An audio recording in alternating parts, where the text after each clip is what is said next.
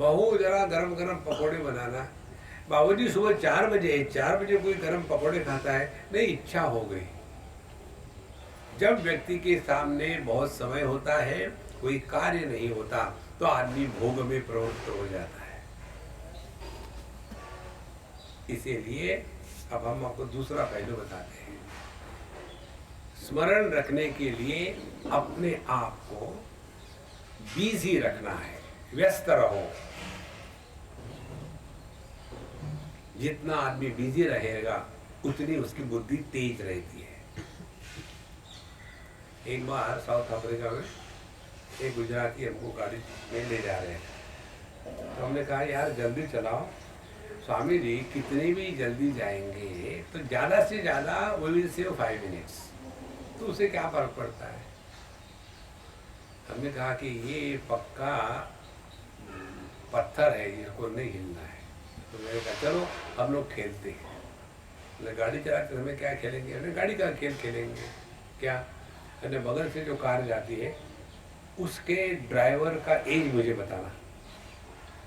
तो स्वामी जी आपका खेल बड़ा विचित्र है। देखो गाड़ी गई, उसका क्या एज है बताओ। बोले आई कैन नॉट टेल, आप बताओ। हमने मैं बताता हूँ, उसकी उम्र है 30 साल की। आपने कैसा जाना? उसके चक्कर में दूसरी गाड़ी गई, इसकी देखो, इसके 50 साल की। आप ठोके जा रहे हो, कुछ तो बताओ क्या सिद्धांत है। सिद्धांत ये है कि the age of the driver is inversely proportionate to the speed of the car. तो उसने कहा स्वामी जी आप मुझे कोई हिंट दे रहे हैं क्या? हमने कहा तो सीधा सीधा कहा तो नहीं माना, कम से कम अब तो समझ में आ जाए, जरा जल्दी चलो। वहां जाके क्या करना है? Keep yourself occupied 24/7। एक बार हम कहाँ से, ऑस्ट्रेलिया से आए, 24 घंटे भी बम्बई में नहीं रहे, दूसरी फ्लाइट से लंदन जा रहे थे। तो जब रात को आए ऑस्ट्रेलिया से, हमारे फ्रेंड कहते स्वामी जी मुझे समझ में नहीं आता, आपको ना तो कोई आश्रम है, ना कोई चेले है, ना कोई स्कूल है, ना कुछ करना है, ना कुछ हॉस्पिटल है, आप इतने दौड़ा भागी क्यों करते हो? थोड़ा आराम करो ना। हमने कहा ठीक है, आज के बाद सब घूमना घामना बंद, हम आपके घर में आके रहेंगे। नहीं नहीं नहीं, नहीं ऐसी बात नहीं।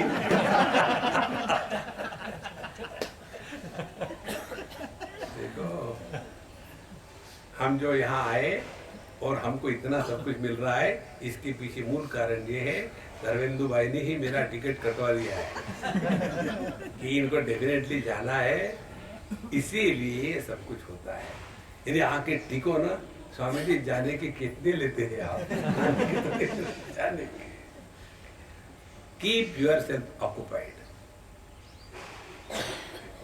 और जब हम अपने आप को बिजी रखेंगे, व्यस्त रखेंगे, तो अपनी बुद्धि हमेशा तेज रहेगी। कोई भी वस्तु का उपयोग ना करो तो उसको कहते हैं अनयूज एट्रोफी। जैसे हमारे भगवान रमण महर्षि 17 साल तक 18 साल तक बोले नहीं,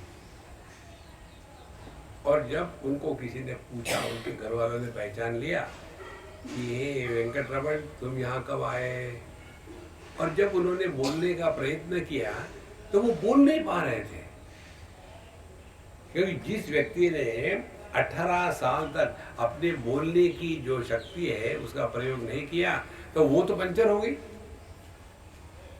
देखो एक महात्मा हमने देखे बद्रीनाथ में, उन्होंने ये साधना करी, हाथ को ऊपर करके रखना।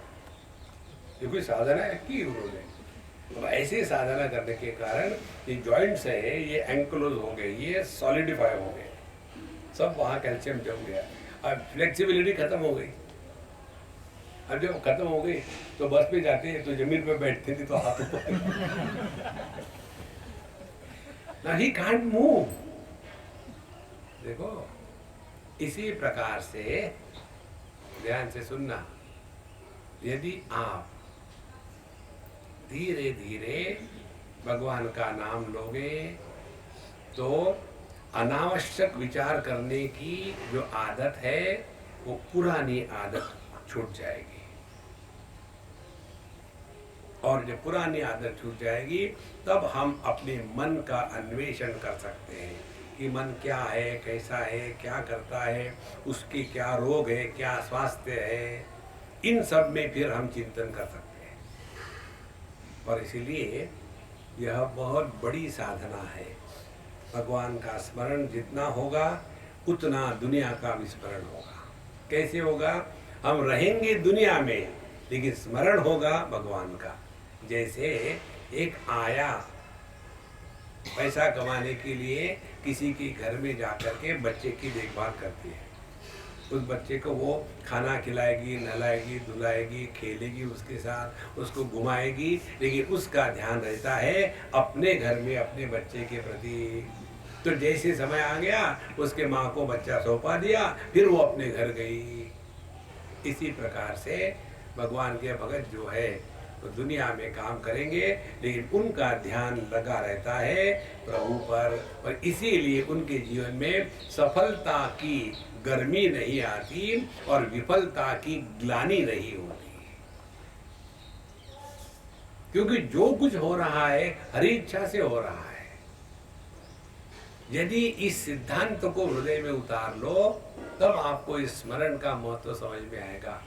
स्मरण का तात्पर्य केवल भगवान का नाम लेकर के उनका सर खाना नहीं, इसको याद रखना। कैसे याद रखना? देखो, हम कभी कहते हैं क्या कि मैं पुरुष हूँ, मैं पुरुष हूँ, मैं पुरुष हूँ, मैं स्त्री नहीं हूँ, मैं पुरुष हूँ, पुरुष हूँ। नहीं, कोई नहीं कहता।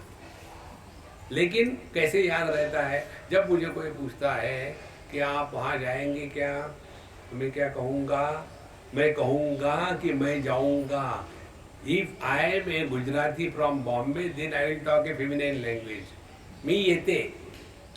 Because there, you know, the local Maharashtrians, they are the servants in the house, ladies.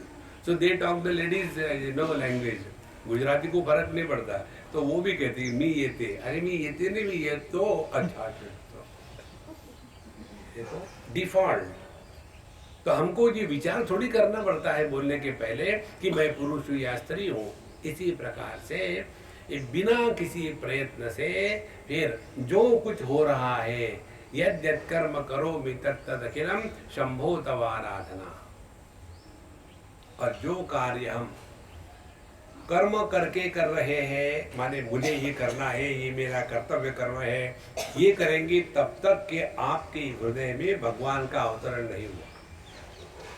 कल हमने आपको बताया सेवा। सेवा किस लिए? सेवा इसलिए कि हृदय में भगवान के अवतरण की तैयारी करनी है।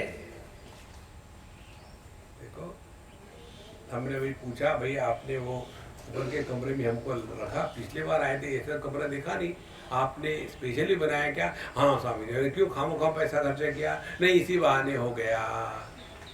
जब हम चाहते हैं किसी को अपने यहाँ बुलाने के लिए तो तैयारी करते हैं रिसीव करने की। तो हमने कन्हैया को अपने हृदय में उतारने के लिए कौन सी तैयारी करी है? काम, क्रोध, लोभ, मोह, मद, मात्सर्य, घृणा, ईर्ष्या। अरे राम राम राम, ऐसे गंदगी में प्रभु को बुलाएंगे? तो सेवा के द्वारा यदि अपने हृदय का निर्माण नहीं हुआ तो हमने सेवा करी है ये दिल बहलाने के लिए गालिब ख्याल अच्छा है, वास्तविक नहीं है ये। देखो, इसीलिए सेवा के द्वारा अंतःकरण शुद्ध किया। अंतःकरण की शुद्धि माने राग द्वेष को हटा दिया। अब वहां राग द्वेष को हटाने के बाद फिर किसको बैठाया? तो वहां किसको बैठाया? तो कन्हैया लाल को वहां लाके बैठाना है। और इसके लिए भगवान का नाम स्मरण चलता रहे, चलता रहे, चलता रहे। और फिर अब दोनों को इकट्ठा कर लो। कर्म करेंगे तो कर्तृत्वाभिमान होगा, कर्तृत्वाभिमान होगा तो कर्म फल होगा, कर्म फल होगा तो पाप पुण्य की निर्मिति होगी, पाप पुण्य की निर्मिति होगी तो सुख दुख का निर्माण होगा। जीव में सुख दुख आने जाने लगेंगे तो वही संसार है। अब हमने अपने हृदय से राग द्वेष को हटा दिया, जो कुछ कर रहे हैं भगवान के लिए कर रहे हैं। तो ध्यान से सुनना, हम यदि किसी पैसेंजर को क्योंकि हम टैक्सी ड्राइवर है, मंदिर में ले जाते हैं तो हमको पुण्य मिलता है क्या? नहीं। पर मंदिर से एक निकला और वो चाहता है कि अब लिक्विड स्पिरिचुअलिटी की तरफ चला जाए, और उसने कहा कि चलो मुझे दारू के गुत्ते पर ले चलो। हाँ जी बाबूजी बैठो। हम उसको दारू की दुकान पर ले गए तो हमको क्या पाप लगेगा? क्यों? क्योंकि हम तो किसी के लिए कर रहे, हम थोड़ी कर रहे हैं। देखो, पुत्र कामेष्टि यज्ञ जब किया था, दशरथ जी ने थोड़ी किया था, वो ऋषि ने किया था। तो बच्चे ऋषि को थोड़ी हुए, दशरथ जी को हुए। कौन है यजमान?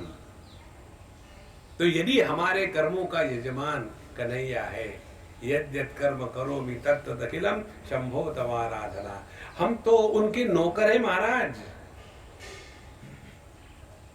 देखो, जो कर्म भगवान के लिए किए जाते हैं उन पर कर्म का सिद्धांत लागू नहीं होता। बहुत सिंपल टेक्निक है।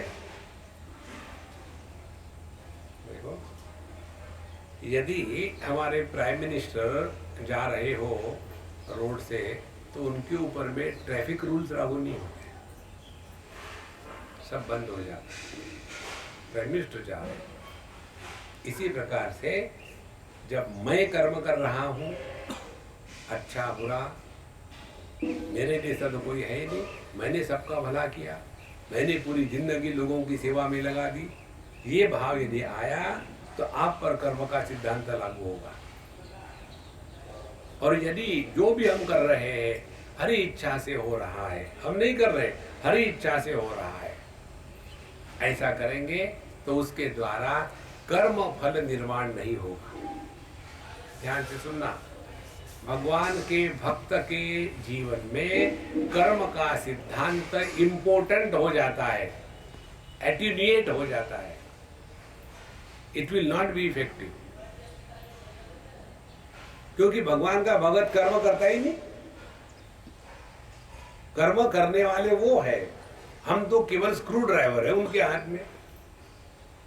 देखो, जब ये भाव हृदय में पक्का बन जाता है कि जगत से हमको सुख दुख से निवृत्त यदि होना है ना, तो यद्यत कर्म करोमि तत्तदखिलम शंभो तवाराधना। पूरे अपने फिलॉसफी में चेंज आ जाता है, एटीट्यूड बदल जाती है। और जब ये एटीट्यूड बदल जाती है, इसी को कहते हैं भगवान का स्मरण। और जितना ये स्मरण चलता रहेगा, हम अपने हृदय में फिर प्रभु का नाम स्मरण चिंतन हमेशा बना रहेगा। ऐसे व्यक्ति को अकेले में बोरियत नहीं होती।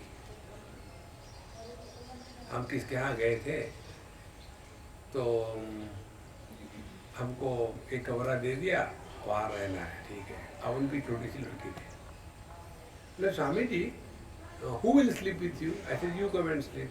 No, no, no, no, I sleep with my mummy and daddy. I said, then don't sleep, go. But who will sleep with you? I said, nobody. Can you sleep alone? देखो, हमको अकेले रहना ऐसे लगता है कि ये कोई पनिशमेंट है। See? ये बहुत बड़ी साधना है। अपना समय कभी कभी निकाला करो, साल में एक बार दो बार, और अकेले जाओ कहीं, अकेले। पति पत्नी पूरा कस्बा लेके जाओगे ना, तो जहां जाओगे वहां फिर संसार शुरू होगा। क्योंकि पति तो वही है, पतित पावन सीताराम। वहां भी जाएंगे, एक ही कमरे में रहेंगे, और फिर पति महाराज कहे, मेरा वो टूथब्रश कहाँ है, घर के डायलॉग यहाँ भी आ गए। ये पत्नी क्या शांति से बताते, वहां तो रखा है, दिखता नहीं क्या? हाँ हाँ हाँ, मिल गया, लेकिन टूथपेस्ट नहीं दिखती, टूथपेस्ट नहीं दिखती। आंखें खोल के देखो, उसके पीछे रखा है। हाँ, मिल गए, मिल गए, देखते ही नहीं। अच्छा, मेरे दांत कहाँ है?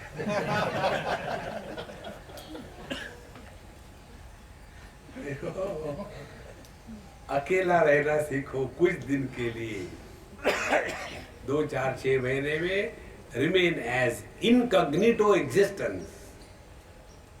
ट्राई करो।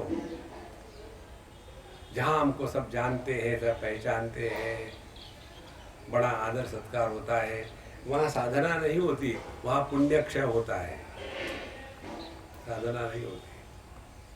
ऐसे जगह चले जाओ जहाँ हमको कोई नहीं जानता, कोई पहचानता नहीं। Go as most unrecognised, unclaimed, discarded personality. चले जाओ, फिर आगे का कहेगा क्या चाहिए, क्यों आए? नहीं, हमको यहाँ धर्मशाला में कुछ दिन रहना है। कहाँ से आए हो? मैं आया हूँ जुमरी तलैया से। कौन है तुम्हारे साथ? मैं अकेला। है कोई जगह नहीं मेरा, भागो यहाँ से। पता नहीं कहाँ से जाओ। उस समय देखो मन को, उस समय मन कहेगा तेरे जैसे 10 नौकर है मेरे घर में, समझ क्या रखा है तुझे? देखो महाराज, जितना व्यक्ति अपने इस मन के तरफ ध्यान देगा उतना प्रभु का स्मरण बना रहे। एक बार हम एक मंदिर में गए थे। उस मंदिर का नाम बड़ा विचित्र था, बहुत पुराना मंदिर, 1000 साल पुराना होगा। और उस मंदिर में सांप बिच्छू उनको आराम से घूम रहे थे। शिव जी का मंदिर था। तो हम किसी के साथ गए, एक सज्जन के साथ, तो जा रहे थे किसी देवी के मंदिर में।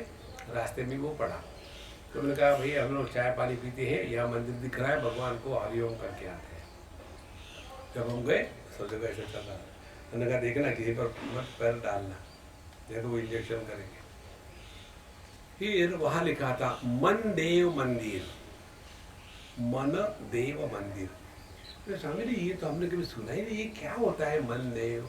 हमने कहा देखो अपना मन ही देव है। मन के गहराई में जाओ तो चैतन्य है, चैतन्य के सरफेस में आ जाओ तो मन है। पति के गहराई में जाओ तो आदमी है, आदमी के सरफेस में आओ तो पति है।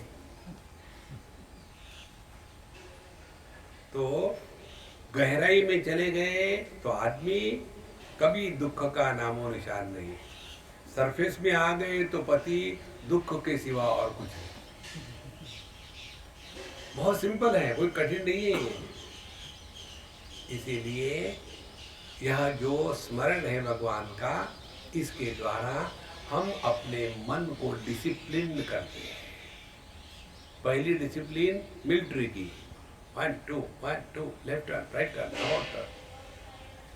एक जगह में रंगरूटों को भर्ती किया और ट्रेनिंग हो रही थी। तो सूबेदार है, सूबेदार ने कहा आजा खड़े हो जाओगे, अबाउट टर्न, सब अबाउट टर्न हो गए, left turn, left, right turn, right turn हो गए। अरे मेरे जैसा कोई कुसट था, खड़ा ही है, तुम क्यों नहीं घूम रहे हो? पहले तुम डिसाइड कर लो अल्टीमेटली कौन सा टर्न है। कभी लेफ्ट टर्न, कभी राइट टर्न, कभी about turn, you are confuse. देखो, तो पहले तो मिलिट्री की ड्रिल करानी है, अपने मन को डिसिप्लिन में लाना है। सुबह उठना है, नहा धोना है, फिर बैठ करके भगवान का नाम लेना है। पहले मिलिट्री की ड्रिल, एक माला जब तक करेंगे नहीं तब तक के चाय पानी नहीं पिएंगे। एक सज्जन मुझे ऐसे जबरदस्त मिले, बोले स्वामी जी आप भगवान के नाम के बारे में इतना बता रहे हैं, बहुत सिंपल है, क्यों इतना बता रहे हो, क्या हो गया? बोले क्या कठिन है, मैं तो 25 माला करता हूँ रोज, मैं तो कोई परेशानी है नहीं। कौन सा जप है तुम्हारा? ओम का है क्या? ओम ओम ओम ओम ओम ओम। बोले नहीं, महामंत्र है, हरे राम राम राम हरे हरे, हरे कृष्ण कृष्ण कृष्ण हरे हरे। 25 माला 25 करता हूँ। कितना टाइम लगता है? 5 मिनट। मैंने क्या तुम कंप्यूटर को फिट करते हो क्या? कैसे करते हो? मुझे कुछ समझ में नहीं आ रहा, आपका क्या परेशानी क्या है आपको? मैंने दिखाओ जरा मुझे करके। उसने माला निकाली, शुरू करो, हरे राम राम राम हरे हरे, हरे कृष्ण कृष्ण कृष्ण हरे हरे। ये मैं 25 बार खेलता हूँ, हो गई माला। देखो भगवान भी कंफ्यूज हो जाएगा कि ये कोई माला करने का तरीका है। तो पहले डिसिप्लिन करना है, डिसिप्लिन होने के बाद एजुकेट करना है। See, mind cannot be controlled, mind has to be discipline first, educated next. Disciplined and educated mind alone is a controlled mind. इसके लिए ये भगवान के स्मरण की बात हमारे शास्त्रों में आती है। जब ये स्मरण रहता है कि हम जो कुछ कर रहे हैं प्रभु के लिए कर रहे हैं, तो लाभ हानि को लेकर के मन में विक्षेप नहीं होंगे। ये होगा कि नहीं होगा, ये उसका काम है, होगा तो ठीक है, नहीं होगा तो ठीक है, क्या फर्क पड़ता है। इस प्रकार से प्रभु का स्मरण चलता रहे तो इस जगत में रहते हुए भी हम इस दुनिया के द्वारा कभी भी प्रभावित नहीं होंगे। और जब हम दुनिया के द्वारा प्रभावित नहीं होते, तभी जाकर के हमारा समर्पण भगवान के प्रति संपूर्ण है। जिनको दुनिया के दुख को लेकर के दुखी होने की आदत है, उन्होंने प्रभु के प्लान को समझा ही नहीं। देखो, जब जीवन में दुख आते हैं ना, तो उसको ऐसा समझ लेना, this is educating the mind. क्या समझ लेना? एक छोटा सा बालक होता है, गंदगी में मिट्टी में खेल रहा है। अब 6 हो गए, 7 हो गए, 8 हो गए, 10 हो गए, 12 हो गए, फिर भी आता नहीं घर में, तो मम्मी उसको बुलाती है। बुलाने के बाद खींचा, गंदा हो गया, मैं जा नहलाती हूँ, मुझे नहीं नहाना, मुझे खेलना है। तो माँ मानेगी क्या?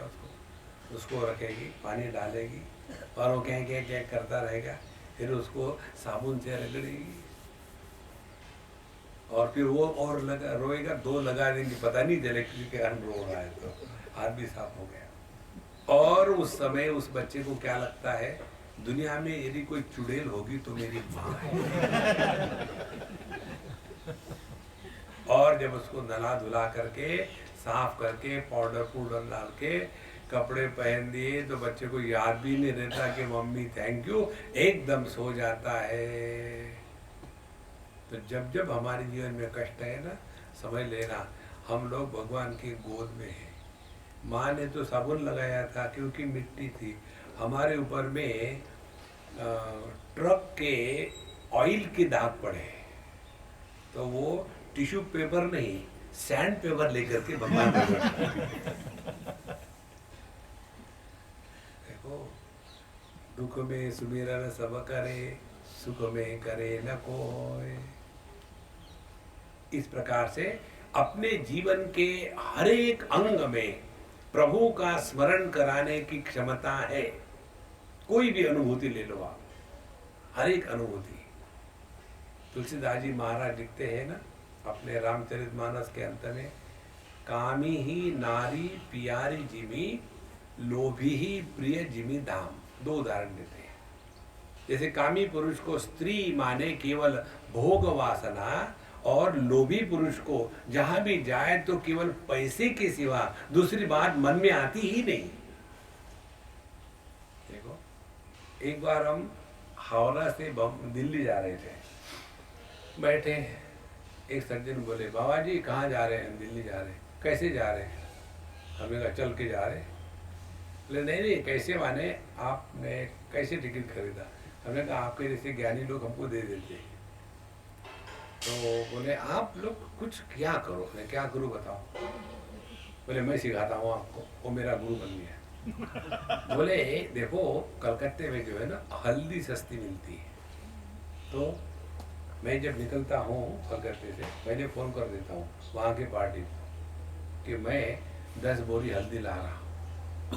1 बोरी के पीछे मुझे 200 रुपये मिल जाते हैं। बहुत पुरानी बात है। तो मैंने देखो ये जो पैसेंजर ट्रेन है, इसमें 10 बोरे कौन रखने देगा? आप सुनो तो, उससे आपको कुछ आता तो है नहीं। बोला मैं कुछ नहीं करता, कागज़ केवल मेरे हाथ में होते। जैसे मैं आता हूँ तो वो कुली उसको मालूम है, उसको मैं 20 रुपये पकड़ देता हूँ। उसके बाद वो कागज़ जा कर के इसको गार्ड को दे देता है, उसके साथ 20 रुपये भी चले गए। फिर बिना मेरे कहे बस पूरा का पूरा सामान ब्रेक वैन में लोड हो जाता है। वो हो गया पूरा, तो फिर मैं उस कुली को 5 रुपये देता हूँ, 25 रुपये।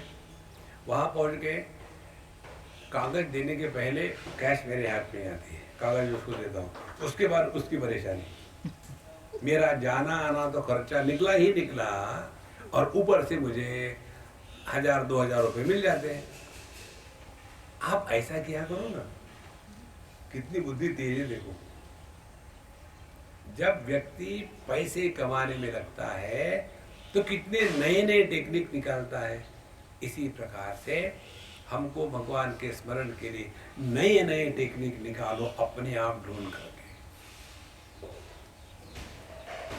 कारण क्या है? एक ही कारण है, पैसे का महात्म्य हमारे हृदय में जागृत हुआ, प्रभु का महात्म्य अभी हमारे हृदय में जागृत नहीं हुआ। हमको तो ऐसे ही लगता है कि दुनिया के जो ईंट पत्थर है यही सब कुछ है। देखो, भगवान राम और भगवान श्री कृष्ण ना तो अयोध्या में है, ना तो द्वारका में है।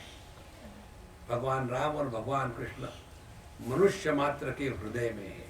तो जब तक के मनुष्य का हृदय रहेगा इस दुनिया में, तब तक के वो बने रहेंगे। ईंट पत्थरों की दुनिया नहीं टिकती। हमारे हृदय में यदि प्रभु अवतरित हो जाएंगे तो फिर हमारे जीवन की परिपूर्णता हो गई। एतद् बुद्ध्वा बुद्धिमान स्यात् कृतकृत्यश्च भारत। जीवन में कृतकृत्यता का अनुभव आ जाएगा। और इसीलिए ये सभी की सभी जो साधना है स्मरण की, इसीलिए कि हृदय से गंदगी को हटा देवे और भगवान से उसको भर देवे।